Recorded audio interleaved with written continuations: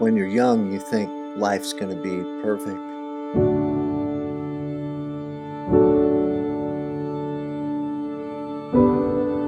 But as you get older, you realize how tough life really is.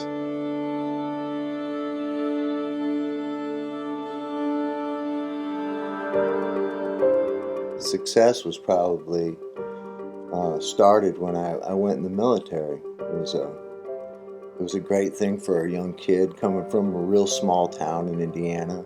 And then when I got out of the military, I went into the drywall business, and I was very good at it. I was committed, I was fast, and I made quite a bit of money, and I ended up injuring my back really bad.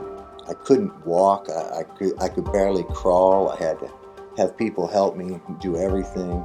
That injury started a downward spiral in my life that I could never imagine how far down it would take me. They started me on very heavy narcotic pain relievers. There was so much corruption and so much misuse of the prescriptions, they didn't want to fill prescriptions anymore. That's when someone introduced me to heroin. Under a year of starting heroin, I ended up losing everything and was on the streets in Orlando, scraping out a living any way I could. I was panhandling and doing whatever I had to do, sleeping in the filthiest places. I was going to die out there, just like my son.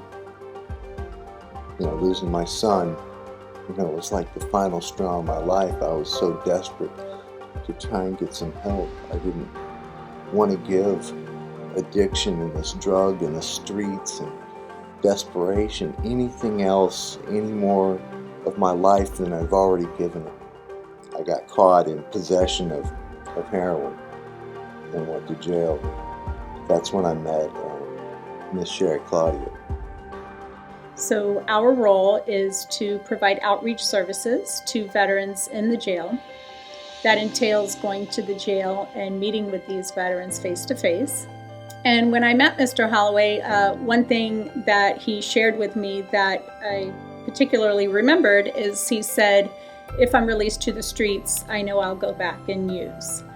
And my goal was to prevent that.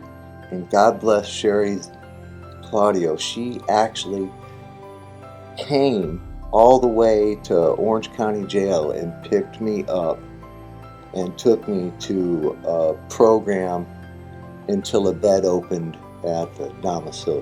One issue for Mr. Holloway, as well as many other veterans, is he didn't have any identification. So the VA has a strong partnership with iDignity, where we actually have outreach social worker on site that is at every event. They sent me there and I got an ID. Within a week I had a Social Security card in my hand, and within a couple of weeks after that, they phoned me and said they had my out-of-state birth certificate. Here all this time I lived on the street. You don't have any hope because no place will take you. Nobody wants you without identification or documentation. At those events, there's a long line of people who are desperate for ID. iDignity is a blessing to the community because it really puts a lot of people back on their feet.